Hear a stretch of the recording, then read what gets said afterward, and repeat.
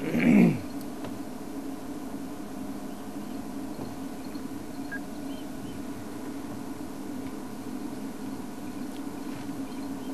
going to speak to Ephraim quickly.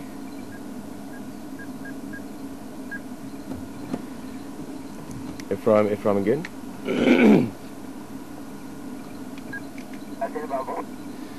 Yeah, I'm getting this pimpan file. How many more you got coming for those my daughters? Yeah, I think for here now it's me and they're looking more by here. Yeah, I think if we can get your time, like if we're putting on, because it's my name is Yama here, you can book a motion. Okay, kom ons neem vir jou. I'm gonna then jig a little bit. Did you do Aina Road? Yeah, I guess I'm halfway with that back again. Okay, kom vir jou. I'll do a bit Aina Road and Buffalo's Dam and come around a bit later. And come on, go.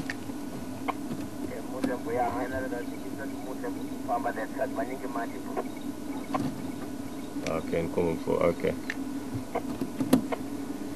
Well, guys, this is, as you can imagine, it's quite disturbing. Something that over time and being out here quite a lot, I have seen before and experienced before, and that is something that does happen. For those of you that maybe first time are experiencing this and maybe quite upset about this, I remember just recently I told some of my friends when I was on leave that this is likely to happen with some of the lions, and they got very upset. A few of them got very emotional about it in terms of trying to protect them or take them out and so on. It's obviously very important that we realize first and foremost this is a big, large ecosystem that we're part of, and us as WildEarth and also the other people in this area with lodges and so on from Djuma, we are literally just part of the system in terms of seeing it and observing it and being part of it. But if we start interfering too much, that wouldn't be right. This is a very natural process, as much as it is horrible, as much as it does seem very savage.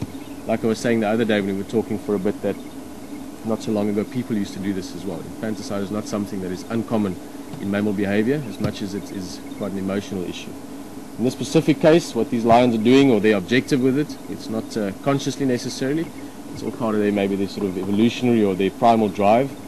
But for them to spend the next year and a half raising these cubs, this one that we looked at now that's dead, and other brothers and sisters to this little guy, would not make sense. It would mean they're going to spend a lot of their time raising other males' offspring, and in that process they would waste a lot of time where they could have been raising their own. So by killing all the cubs, which if they haven't done so yet, they will do over the next few days, those cubs being away, the females will come back into estrus over the next few weeks, in the next month or two, and then they will have their own offspring within the next 3.5 months. So as much as this is very harsh, it's maybe not a very good analogy, but compare it to a terrible bushfire. As much as it is terrible, afterwards you get the grass flushing again.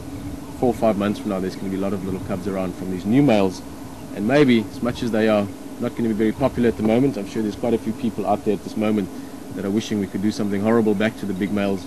It is just part of how they do things.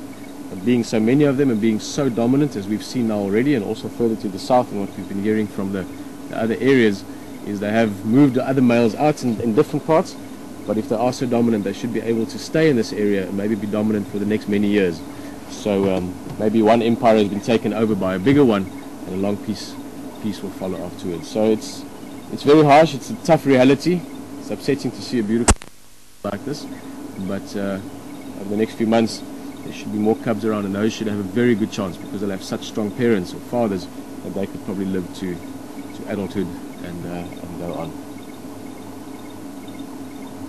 We're going to leave here for now. We're just going to have to look around the area a little bit more. There's 1 or 2 things I want to go look at further. When we saw Sully, there was some elephant in that area, see if we can have another look at it, and then we're going to come back. There's also a very good chance that we are going to see lions later on. I just spoke to Ephraim on the radio, as you saw.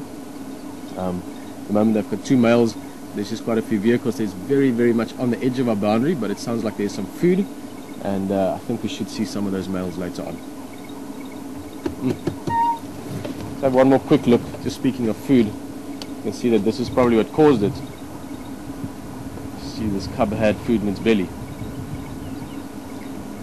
So the females would have killed something. Those tracks, yesterday morning there were some female tracks, lioness tracks coming past Waitela, and that's what those males picked up on.